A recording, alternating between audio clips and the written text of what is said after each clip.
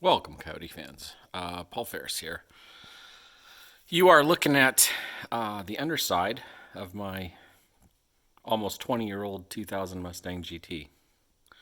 Now, it didn't look like this from the factory, and it's only looked like this here for probably the past, I don't know. I'm trying to think, 2016, so about 3.5 years. These frame rails are the same kind I'm putting on my current Baristang project, and you can kind of see I'm going to be repairing some steel here and repainting it. That coating is Herculiner, and most of the car, if you look, has been coated in Herculiner on the underside. There's spots that haven't been because they just don't get damaged. So I'm going to be doing a little bit of cleanup this winter, and I'm going to clean a lot of that up, just where I see holes and stuff, probably plug them with stuff. Some of the stuff should have holes, but like you can see, I didn't get a really good coverage into that spot there, so I'll probably go through and use some stuff one of my friends pointed out to me I can use to close up some of these holes. But you can see these frame rails are really effective. I listened to some advice from Dan Wendersky. He's the guy that has been helping me weld and who did this engineering here. This part here from Griggs normally welds into place in your body. Dan made these mounting points here and welded them to these frame rails here, and it worked out great. And so I'm going to mimic that in my new Baristang project. I've already got them kind of welded in. I've got to do some of this welding here. As you can see, that there's some seriously good metal augmentation there. I'll probably do the same thing. Let's talk about why I like this setup.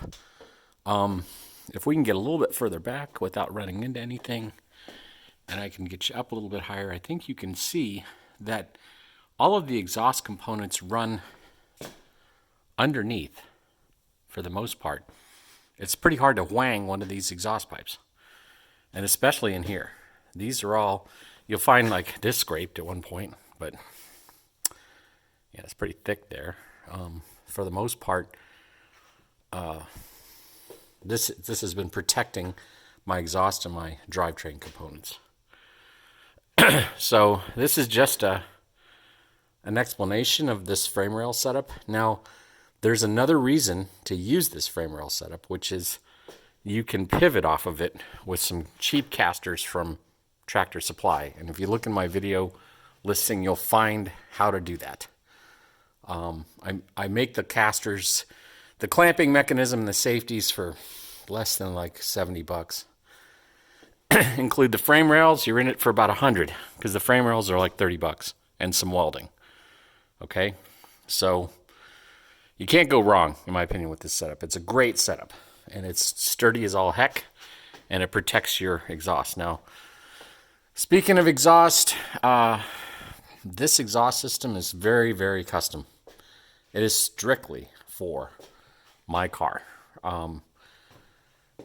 And it's got some things I do not like these oval pipes, so to speak. Don't get me wrong, doesn't sound too bad, but that's not how you do an exhaust.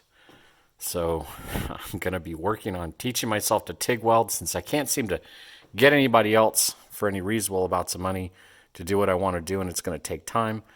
I'm thinking I'm going to redo this section here from the engine back to these exhaust, these pipes here. I'll probably replace these with, there's some new mufflers that have the ability to be controlled.